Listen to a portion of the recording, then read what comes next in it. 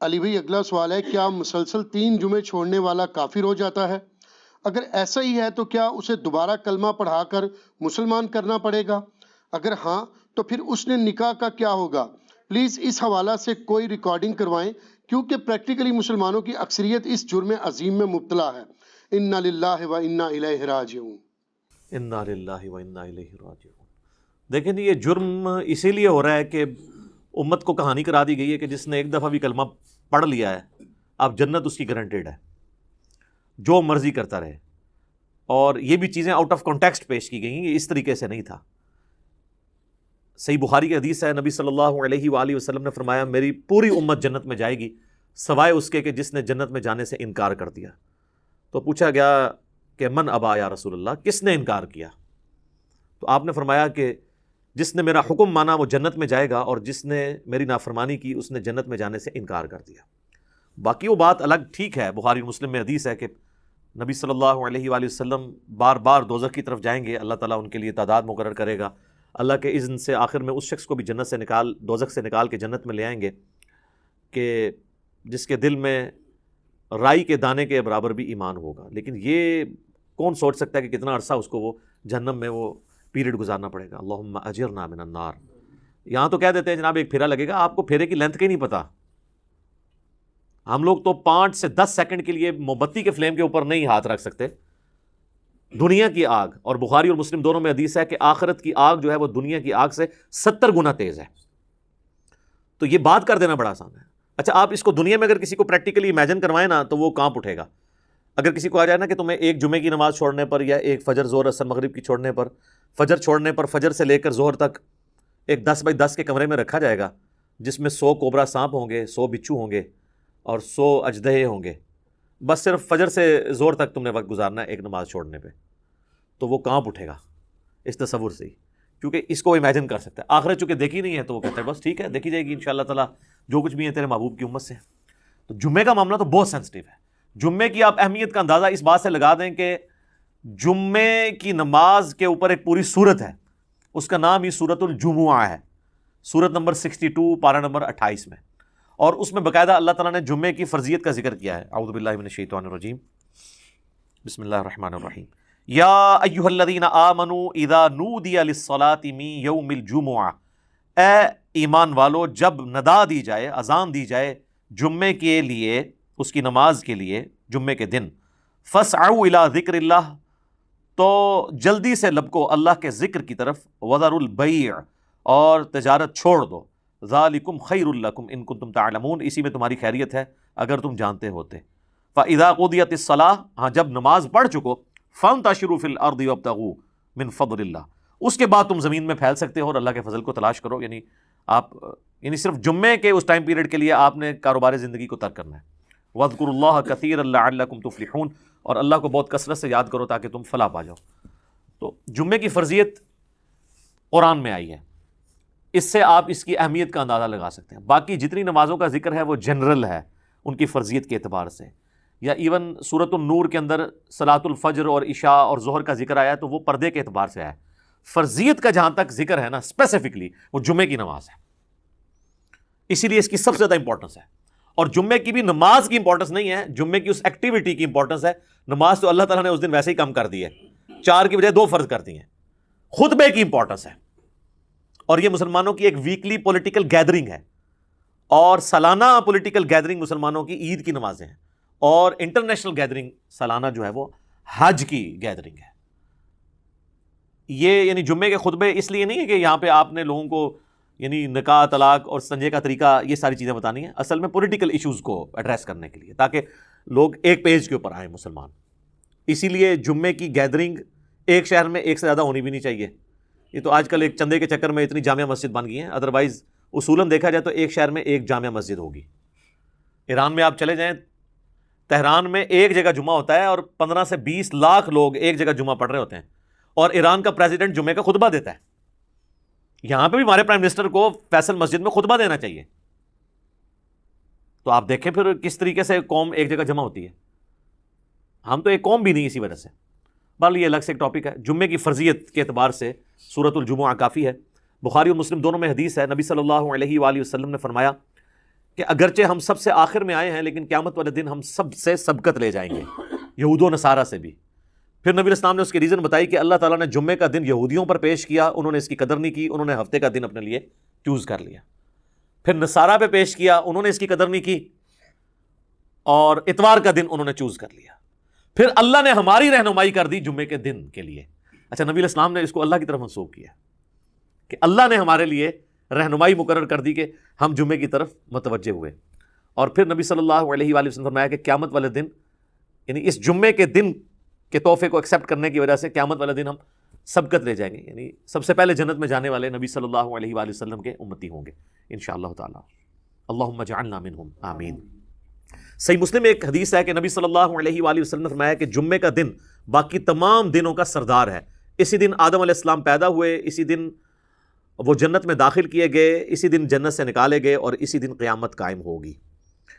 ایک اور حدیث ہے بخاری اور مسلم دونوں میں، نبی صلی اللہ علیہ وآلہ وسلم نے فرمایا کہ جمعے کے دن ایک گھڑی، ایک لمحہ ایسا آتا ہے کہ اس گھڑی میں جو اللہ سے خیر مانگی جائے نا، اللہ تعالیٰ وہ خیر عطا فرما دیتا ہے۔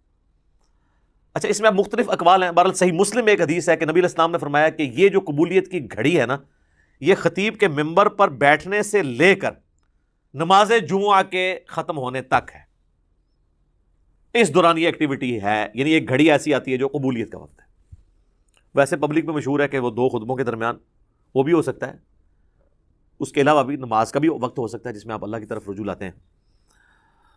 اس لیے آپ دیکھیں کہ بخاری اور مسلم دونوں میں حدیث ہے، نبی صلی اللہ علیہ وآلہ وسلم نے فرمایا جو جمعے والے دن سب سے پہلی گھڑی میں آتا ہے اسے اونٹ نحر کرنے کا ثواب دیا جاتا ہے، جو اس کے بعد آتا ہے اسے ایک گائے ذبح کرنے کا ثواب، جو اس کے بعد آتا ہے اسے ایک بھیڑ یا بکری ذبح کرنے کا ثواب، جو اس کے بعد آتا ہے اسے ایک مرغی ذبح کرنے کا ثواب، اور جو بالکل اینڈ پہ آتا ہے اسے انڈا صدقہ کرنے کا ثواب۔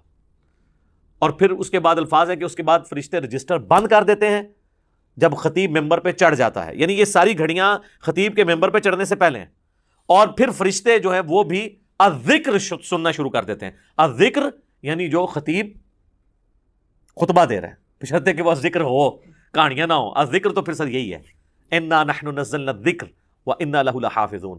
صحیح مسلم میں حدیث ہے کہ نبی علیہ السلام کے جمعے کا خطبہ جو ہے وہ قرآن ہی ہوا کرتا تھا۔ 4 حدیثیں اوپر تلے۔ ایک صحابیہ کہتی ہے کہ میں نے حضور علیہ السلام سے جمعے کے خطبے میں اتنی دفعہ سورہ قاف جو پارہ نمبر 26 میں آتی ہے سنی کہ مجھے زبانی یاد ہو گئی۔ اب ہر جمعے میں وہ ظاہر تذکیر والی صورت ہے تو وہ الذکر سننا شروع کر دیتے ہیں، اور پھر اس کے بعد جو آتا ہے نا، پھر اسے نارمل صرف نماز کا ثواب ملتا ہے، جو ایکسٹرا آرڈنری ثواب ہے نا جمعے کا وہ ختم ہو جاتا ہے۔ اچھا، اسی حدیث میں الفاظ ہیں کہ جو پہلی گھڑی میں آئے اس کے لیے ثواب، پھر اس میں نبی علیہ السلام نے یہ بھی فرمایا کہ پھر جتنا مقدر ہو تم نماز ادا کرو، یعنی جمعے سے پہلے آپ 2 4 6 8 10 جتنی مرضی نفلی رکعتیں پڑھ سکتے ہیں۔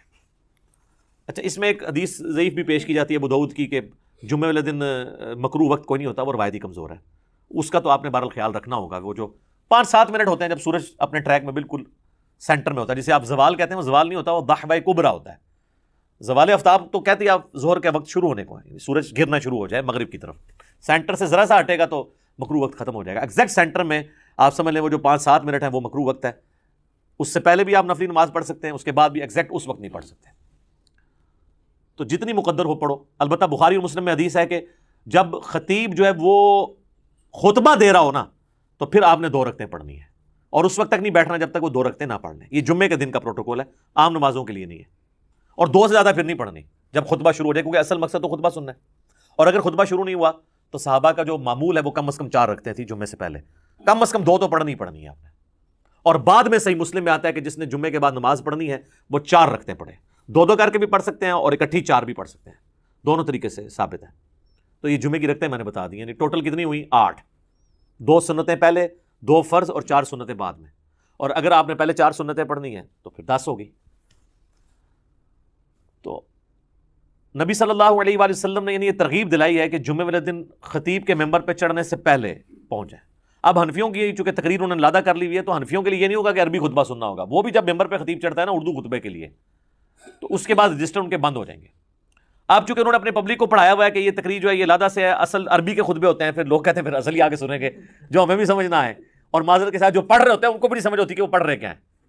حقیقت بات ہے، کئی جو ائمہ ہیں آپ ان سے کہنا یہ جو تم نے عربی خطبہ پڑھا اس کا ترجمہ بتاؤ کیا ہے، تو جب پڑھنے والے کو بھی نہیں پتا تو سننے والے کو کیا پتا ہوگا۔ اس لحاظ سے اہل حدیث نے یہ ٹھیک کیا کہ انہوں نے خطبے تو 2 ہی رکھے اور اللہ کی حمد اور درود کو عربی میں رکھا، باقی انہوں نے جو واعظ اور تقریر جو مقصد تھا تذکیر کرنا اسے اپنی نیٹو لینگویج میں کر دیا، اردو کے اندر، انگلش کے اندر، یہی طریقہ ٹھیک ہے۔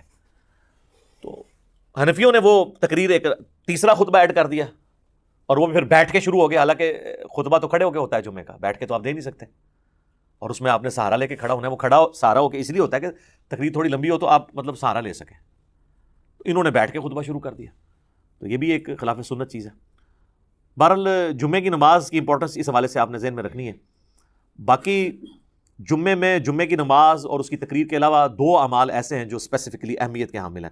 المستدرک الحاکم میں صحیح سند سے یہ حدیث ہے، مشکات کے اندر بھی موجود ہے، کہ جو شخص سورۃ الکہف کی تلاوت کر لے جمعے کے دن تو اگلے جمعے تک اس کے لیے ایک نور اللہ کی طرف سے مقرر ہو جائے گا۔ اور ابو داؤد میں ایک حدیث ہے، مشکات میں بھی ہے، سنن نسائی میں بھی، ابن ماجہ میں بھی، کہ نبی صلی اللہ علیہ وآلہ وسلم نے فرمایا کہ جمعے کا دن جو ہے یہ یوم مشہود ہے، یعنی اللہ کے حضور اعمال پیش ہونے کے اعتبار سے، اور اس دن آدم علیہ السلام پیدا ہوئے اور یہ تمام دنوں کا سردار ہے، تم اس دن مجھ پر کثرت سے درود پڑھو، تمہارا درود مجھ پر پیش کیا جائے گا۔ تو صحابہ نے عرض کیا اللہ کے محبوب علیہ السلام جب آپ فوت ہو جائیں گے اور آپ کی ہڈیاں مٹی میں مل جائیں گی، یہ الفاظ ہیں حدیث کے، کیونکہ اس وقت 295 اس طرح اپلائی نہیں ہوتی تھی سوال پوچھنے کے بعد، تو تب بھی آپ پہ درود پیش ہوگا۔ تو آپ نے فرمایا ہاں، ان اللہ حرم علی الارض ان تأکل اجساد الانبیاء، بے شک اللہ تعالیٰ نے حرام کر دیا ہے مٹی کے لیے کہ وہ نبیوں کے جسموں کو کھائے، تو درود مجھ پر اس وقت بھی پیش ہوگا۔ تو جمعے کا دن اسپیسیفکلی درود شریف کا دن بھی ہے، اللہم صلی علی محمد وعلی آل محمد۔ اب آجائیں وہ جمعے کے تاریخ کے اعتبار سے، صحیح مسلم میں ایک حدیث ہے، نبی علیہ السلام نے فرمایا کہ لوگوں جمعہ چھوڑنے سے بعد آ جاؤ، ورنہ ایسا نہ ہو کہ اللہ تعالیٰ تمہارے دلوں پر مہر لگا دے، اور یہ مہر وہ ہے صم بکم عمی فہم لا یرجعون، ختم اللہ علی قلوبہم وعلی سمعہم وعلی ابصارہم والعیاذ باللہ تعالی۔ اور جامع ترمذی میں حدیث ہے جس نے مسلسل 3 جمعے چھوڑ دیے اللہ تعالیٰ اس کے دل پر مہر لگا دے گا۔ اچھا، اسی وجہ سے یہ پبلک مشہور ہے کہ 3 کٹھے نہیں چھوڑنے چاہیے، اندازہ کریں آپ، ان کو پتہ ہی نہیں ہے کہ یار مطلب صرف جمعہ ہی ہے مسلمان کے لیے، 3 نہیں چھوٹنے چاہیے۔ وہ کہتے ہیں نہیں، مسلم شریف میں حدیث ہے نا کہ ایک جمعے سے لے کر دوسرا جمعہ درمیان کے گناہوں کا کفارہ ہے، یعنی جو کام چک کے رکھو جمعہ پڑھ لو کام ختم۔ تو یہ پوری حدیث اس طرح نہیں ہے میرے بھائی، پوری حدیث اس طرح ہے اگر کبیرہ گناہوں سے بچا جائے تو ایک جمعے سے دوسرا جمعہ، اس تو بھی آسان کام، ایک رمضان سے دوسرا رمضان، شکر ہے تسی یہ نہیں لے آیا جمعہ دے ہفتے بعد پھر اللہ کی بارگاہ، ایک رمضان سے دوسرا رمضان اور ایک نماز سے دوسری نماز درمیان کے گناہوں کا کفارہ ہے اگر کبیرہ سے بچا جائے۔ تو سب سے کبیرہ گناہ شرک کے بعد اگر کوئی ہو سکتا ہے تو وہ فرض نماز چھوڑنا ہے۔ تو اگر کبیرہ گناہ نہیں کیے، یعنی ایک جمعے سے لے کر اگلے جمعے تک کوئی نماز نہیں چھوڑی، پھر چھوٹے گناہ معاف ہوں گے۔ نماز چھوڑنے سے بڑا کون سا گناہ ہے؟ صحیح مسلم میں حدیث ہے بندے کے ایمان، شرک اور کفر کے درمیان فرق نماز ہے۔ جامعہ ترمذی میں حدیث ہے، شقیق تابعی کہتے ہیں کہ صحابہ کرام صرف تارک الصلاح کی تکفیر کرتے تھے، جو نماز چھوڑنے والا نا اسے کافر سمجھتے تھے، اس کے علاوہ کسی گناہ کے اوپر وہ کفر کا فتویٰ نہیں لگاتے تھے۔ ابو داؤد ترمذی میں حدیث ہے جس نے جان بوجھ کے نماز چھوڑی گویا اس نے کفر کیا، یہ تو بڑا سینسٹیو معاملہ ہے، کفر اور شرک کے درمیان فرق جب نماز ہے۔ اور اس سے بھی بڑھ کر سورۃ الروم کی وہ جو آیت ہے منیبین الیہ، رجوع لاؤ اللہ کی طرف، وَأَقِیمُوا الصَّلَاةَ وَلَا تَکُونُوا مِنَ الْمُشْرِکِینَ، اور نماز کو قائم رکھنا، دیکھنا مشرکوں میں سے نہ ہو جانا۔ نماز چھوڑنے والے کو اللہ تعالیٰ نے فرمایا گویا کہ وہ مشرک ہے، پاکستان کے شناختی کارڈ میں مسلمان ہے، اللہ کے ہاں وہ عملاً مشرک ہے، عملاً کافر ہے۔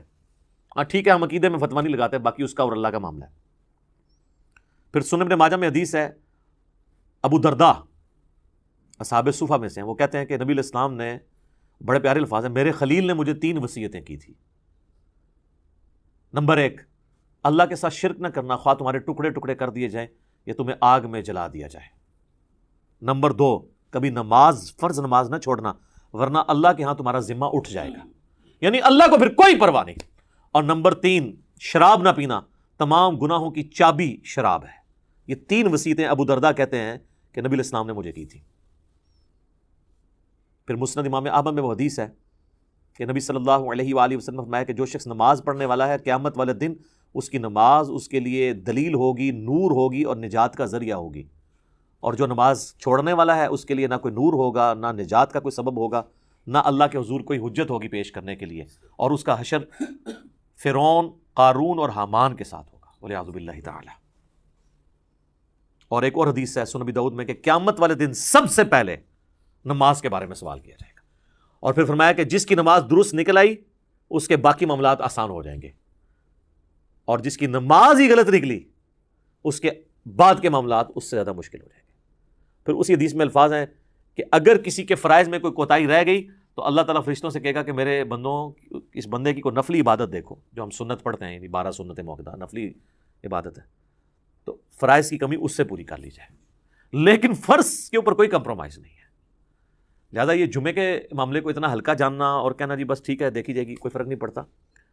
اور حقیقت بات تو یہ ہے کہ علماء عرب تو آپ کو پتہ ہے کہ نماز چھوڑنے والے کی تکفیر کرتے ہیں، اور ان کے فتوے کے تحت تو پھر ظاہر ہے کہ نکاح بھی ٹوٹ جائے گا، جو انہوں نے پوچھا نکاح تو ٹوٹ جائے گا ظاہر ہے، اور ایسی عورت کو تو ایسے مد سے بالکل طلاق لے لینی چاہیے، اس کو دھمکی لگائے کہ یا تو نماز شروع کر، جمعے کی نہیں عام نماز بھی، ادروائز دیکھیں نا جی، اب یہ تو نہیں کہ آپ نے صرف کلمہ پڑھ لیا تو آپ مسلمان تصور ہو جائیں گے، یعنی اسلام 3 چیزوں کا نام ہے نا، اقرار باللسان، زبان سے اقرار کرنا، و تصدیق بالقلب، اور دل سے تصدیق کرنا، و عمل بالجوارح، اور اپنے اعمال کے ساتھ، جوارح کے ساتھ اس کو ایگزیکیوٹ بھی کرنا۔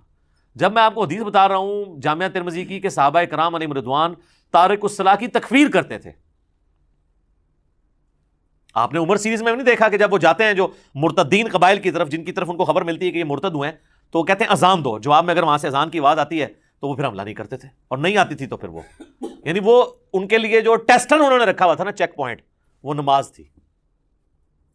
اب مجھے بتائیں صحابہ اگر اس وقت دنیا میں آ جائیں، اور ہم جو اس وقت کلیم کر رہے ہیں کہ دنیا کا سب سے بڑا اسلامی ملک پاکستان ہے نا، کہتے ہیں انڈونیشیا کو پیچھے چھوڑ دیا نا اب آبادی کے اعتبار سے، تو وہ پاکستان کے شناختی کارڈ میں جو لکھا ہے اس اعتبار سے تو واقعی سب سے بڑا ہے، لیکن اگر اس کو اللہ کے کرائٹیریا میں دیکھا جائے تو یہ کہاں پہ کھڑا ہوگا ملک؟ میرا خیال ہے پاکستان میں 1% سے بھی کم لوگ ہیں جو 5 وقت کی نماز پڑھتے ہیں، اور جمعہ پڑھنے والے بھی ہارڈلی 5% ہوں گے، 5 سے 10%، اور یہ یہاں پہ ایشو ہے، ورنہ سعودیہ میں آپ چلے جائیں تو آپ کو یہ ریشو 80% پلس نظر آئے گی۔ انڈونیشیا، ملیشیا میں 80% زیادہ لوگ عام نماز بھی پڑھتے ہیں، جمعہ چھوڑنے کا تو کوئی تصور ہی نہیں ہے وہاں پہ، کیونکہ وہاں پہ فقہ شافعی، اور فقہ شافعی کے تحت جو نماز نہیں چھوڑتا وہ کافر ہے۔ اور مجھے نہیں سمجھ آتی اس کو فقہ میں کیوں الجھا دیا انہوں نے کہ جی امام حنیفہ نے بھی کوئی ہلکی اس کی سزا نہیں بتائی ہوئی ہے، وہ کہتے ہیں جو تارک الصلاۃ ہے اسے قید کیا جائے گا یہاں تک کہ وہ نماز شروع نہ کر دے، پھر اسے چھوڑا جائے گا، تو یہ بھی سزا کوئی چھوٹی نہیں ہے۔ باقی 3 ائمہ تو کہتے ہیں کہ اسے قتل کیا جائے گا، وہ مرتدی اسے تصور کرتے ہیں تارک الصلاۃ کو۔ تو اب چونکہ سختی نہیں ہوئی ہے تو پھر آپ انجام دیکھ لیں، کہتے ہیں جی وہ سب سے زیادہ حنفی ہیں، اسی لیے سب سے زیادہ بے نمازی دنیا میں، کیونکہ آپ تکفیر نہیں کرتے بے نمازی کی، تو جب حنفی زیادہ ہوں گے تو بے نمازی زیادہ ہوں گے۔ حالانکہ اسے حنفی شافیت کا مسئلہ ہی نہیں، یہ تو مسلم شریف میں حدیث ہے نا، یہ کوئی امام شافعی کا قول تو نہیں ہے، صحیح مسلم میں کتاب الایمان میں پہلے چیپٹر کے اندر یہ حدیث موجود ہے کہ بندے کے کفر اور اسلام کے درمیان فرق نماز ہے۔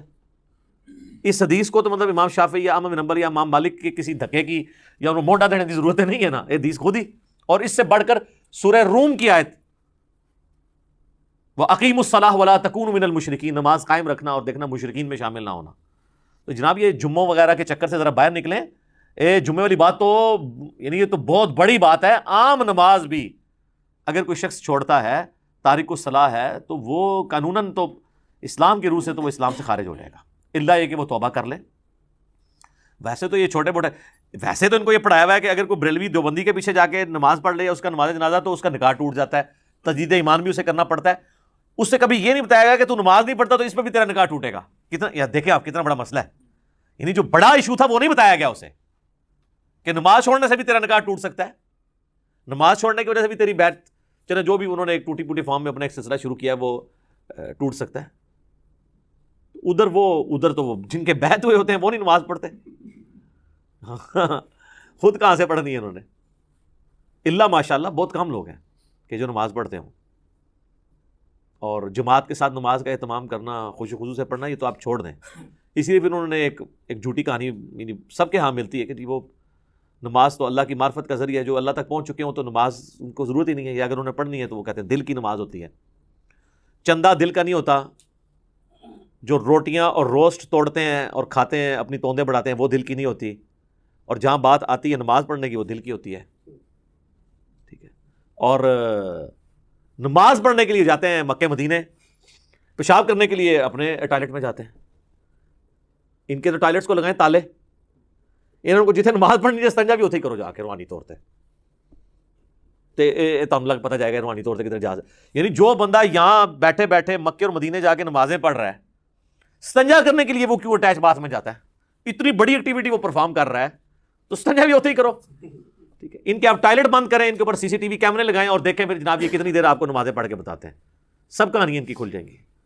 اور آپ کو تو ہم یعنی پریکٹیکل سولوشن دے رہے ہیں. دیکھیں یہ اب سائنٹیفک دور ہے، ادھر آپ نے ایشوز کو پیش کرنا ہے تو آپ نے ایک بکش فارم میں پیش کرنا ہے کہ ہاں یہ اس طرح نہیں اس طرح ہے. ٹھیک ہے، اور میں آپ کو بتاؤں یہ جو معجزات اور کرامات کو ہم مانتے ہیں لیکن یہ کسی کے اختیار میں نہیں ہے الا ایک انبیاء کے ساتھ معجزات اٹیچ ہے. کرامت اللہ تعالیٰ جس کے اوپر ظاہر کرتے ہیں. یہ جس طرح سپرمین اور ٹارزن بنا کے پیش کرتے ہیں نا بزرگوں کو، تو چونکہ ان کے دعوے ہیں نا تو کر کے بتائیں. نبی علیہ السلام سے اگر نبی علیہ السلام اللہ کا پیغمبر ہونے کا دعویٰ کر رہے تھے تو جب ان سے ہی بات کی جاتی تھی تو وہ فزیکلی سب کے سامنے کرتے تھے. بخاری مسلم میں حدیث ہے، ایک بارش نہیں ہو رہی تھی تو ایک صحابی نے کھڑے ہو کر کہا یا رسول اللہ کے حضور دعا کریں. وہ کہتے ہیں ہم چلچلاتی دھوپ میں گئے ہیں اور واپس آئے ہیں تو بارش شروع ہو گئی تھی، اور اتنی بارش ہوئی کہ اگلے جمعے تک ہوتی رہی. اور اگلے جمعے وہی شخص دوبارہ کھڑا ہوا کہ یا رسول اللہ آپ دعا کریں کہ ہماری ارد گرد زمینوں پہ تو بارش ہو، ہمارے گھروں پہ نہ ہو، گھر کی چھتیں ٹپکنا شروع ہو گئی ہیں. تو نبی علیہ السلام نے اپنی مبارک انگلی سے یوں اشارے کیے اور وہ بادل پھٹنے شروع ہو گئے.